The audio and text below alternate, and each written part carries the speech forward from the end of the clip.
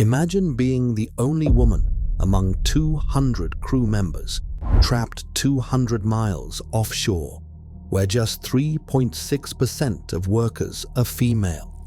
And every 12-hour shift tests your skill and stamina while isolation eats at your mind. High pay can't erase the pressure to prove yourself or the exhaustion of outworking everyone just to be seen as equal. So why do some women stay, fighting for respect in a world built for men? The answers begin in her bunk, alone, with another day about to start. Before the alarms sound and the machinery hums to life, silence fills her cabin. The door is heavy, designed for safety, but it also seals in solitude. On a rig with nearly 200 people, she is one of just a handful of women. Statistically, only 3.6% of the crew, according to Ali Energy's latest figures. Most mornings begin like this, alone in a narrow bunk, personal belongings tucked into a single locker, every sound from the corridor amplified by the thin walls. The solo cabin rule isn't luxury, it's policy. Human resources and safety memos require it for privacy and protection, especially when a woman is the only one in her department. Space is measured in steps, not rooms. The corridors are tight, lined with identical doors, most leading to shared quarters, but hers marked by a laminated name tag and a lock that rarely leaves her keychain. The population density is hard to ignore. 200 people compressed into a floating structure smaller than a city block, with every bunk, shower, and meal scheduled down to the minute. There's no place to disappear except behind her own door. And even then, she knows every movement is noted. Who leaves early, who lingers, who keeps to herself. She sits on the edge of her bed, lacing up boots that will carry her through steel passageways and up grated stairs. The routine is practiced, but the awareness never fades. Being outnumbered 50-1 means every interaction is magnified. A missed greeting in the hallway, a closed door at night. These details become signals in a world where privacy is rare and rumors travel faster than the supply helicopter. In this small, engineered world, numbers matter. The 3.6% isn't just a statistic. It's a daily reality that shapes how she moves, eats, and even sleeps. With a deep breath, she opens the door to the corridor, stepping into a day where solitude is both shield and burden, and where every encounter carries the weight of being seen, and sometimes being the only one. A rotation app ping vibrates on her phone before sunrise, flashing the day's assignments.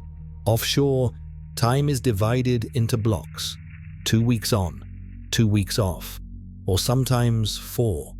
Each day split by a 12-hour shift that leaves little margin for error or rest. The schedule is relentless. Safety briefing at 6:30 a.m., then straight into the first toolbox talk, where every task is reviewed and every technician is expected to recall yesterday's hazards. On the rig, the margin for mistake is slim. Crew members watch each other closely, especially when a woman steps into the circle. Every word, every decision, every hesitation is measured. Proving technical skill isn't a one-time event here. It's a daily ritual, performed under the gaze of colleagues who have spent years in these steel corridors. The work itself demands more than focus. Climbing stairs, hauling tools, checking valves, and running diagnostics add up to a physical toll that's hard to quantify. Industry guidelines estimate that a technician burns around 3,500 kilocalories each day, about the same as a miner or construction worker. The kitchen staff know this well. By noon, the galley is a rush of coveralls and sweat, with trays piled high. There are no special meals for women. Everyone eats the same dense, calorie-packed food. The menu is built for endurance: eggs, bacon, potatoes, pasta, and always a second helping if you want it. Eating isn't just about hunger. It's fuel for the next 6 hours and a silent measure of how well you're keeping up. Lunch is a test of its own. The cafeteria hums with low conversation, and the seating pattern rarely changes. When a woman walks in, heads turn, sometimes out of habit, sometimes curiosity. She scans for a seat, calculating which table is least likely to bring whispered questions later. Even here, competence is under review. A stray comment about work, a joke that lands wrong, or a plate left unfinished can spark talk. The pressure to fit in, to keep pace, to never appear weak is as real as the physical strain. By the end of the meal, she's already thinking about the afternoon's tasks, the next safety check, and the long hours left before she can close her door and breathe. Every day offshore is a loop of exertion and vigilance, with the rhythm set by the clock and the expectations of those around her. The locker room hums with the sound of zippers and Velcro as crew members suit up for another shift. For years, the racks were lined with coveralls, gloves, and harnesses sized for men. Women, if they found a set that fit, often had to improvise, rolling sleeves, cinching belts, making do with boots a size too large. The discomfort wasn't just a nuisance. Ill-fitting gear made every step up a ladder, every emergency drill, a calculated risk. In 2023, Shell's safety office finally responded. The company expanded its range of personal protective equipment by 30%, working with suppliers to stock more sizes and shapes. Now, a female safety officer can reach for a harness that fits her frame, not her neighbor's. She clips in, checks the straps, and heads out, knowing her equipment will hold if something goes wrong. She remembers the old days. I never realized how much energy I wasted on discomfort until it stopped. But not every hazard is so visible. The 12-hour shift grinds on, and fatigue builds quietly. Offshore, sleep is currency. According to Dr. Ingrid Fossum's 2013 study, most workers average just 6.5 hours of sleep during night rotations. The numbers don't tell the full story. A restless night in a narrow bunk, the constant hum of ventilation, and the knowledge that an alarm could sound at any hour. These wear down even the toughest. For women, the strain is layered. The need to stay alert, to avoid mistakes, and to prove competence under scrutiny can make rest elusive. Fatigue isn't just about feeling tired. Studies link it to lapses in judgment, slower reaction times, and higher risk of accidents. A missed step on a steel stair, a moment's delay in shutting a valve. These are the margins where error can slip in. The reforms in gear are a start. They make the job safer, and for some, more bearable. But the hidden costs, lost sleep, constant vigilance, remain, shaping every decision and every shift on the rig.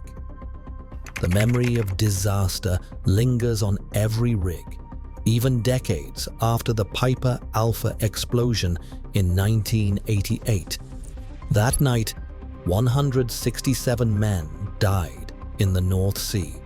Ross's 2009 study found that 70% of the survivors later showed symptoms of PTSD.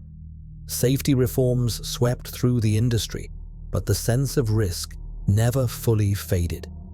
Every worker, woman or man, knows the cost of a single mistake. For women, the pressure is doubled by visibility. The expectation isn't just to do the job, it's to never give anyone a reason to doubt you. Retention tells its own story. Ali Energy's 2024 report shows that fewer than 15% of women last 5 years offshore.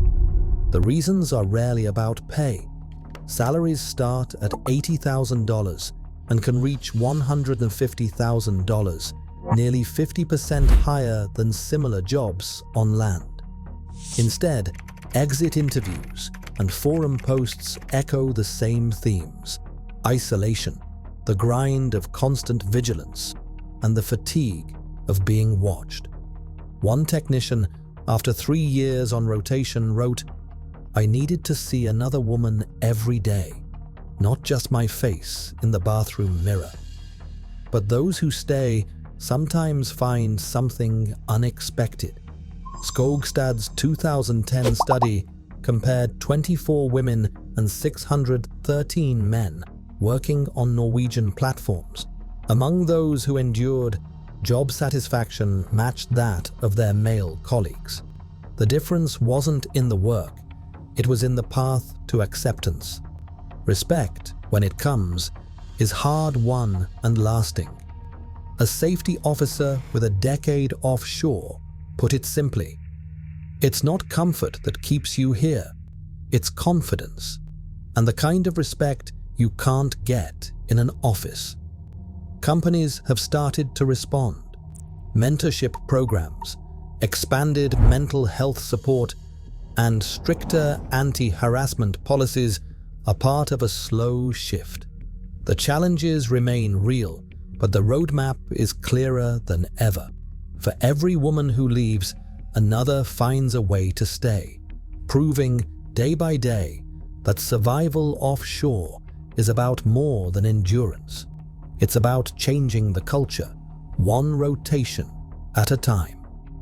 Only 3.6% of offshore oil rig workers are women, according to Ali Energy in 2024. Day after day, these women face 12-hour shifts, unpredictable weather, and the challenge of being outnumbered 50 to 1. Studies like Skogstad et al. Found that women who stay long-term report job satisfaction nearly equal to men, but retention remains below 15% after 5 years. Shell's 23 expansion of personal protective equipment sizes was a step forward, yet mental fatigue, isolation, and the memory of disasters like Piper Alpha continue to shape daily life. Many details about harassment cases and internal investigations remain undisclosed. What is clear is that survival here relies on skill, support networks, and strict professionalism. For those who endure, the rig is not a place of comfort, but a test of resilience. The story of women offshore is ongoing, measured not by numbers alone, but by the ground gained, one rotation at a time.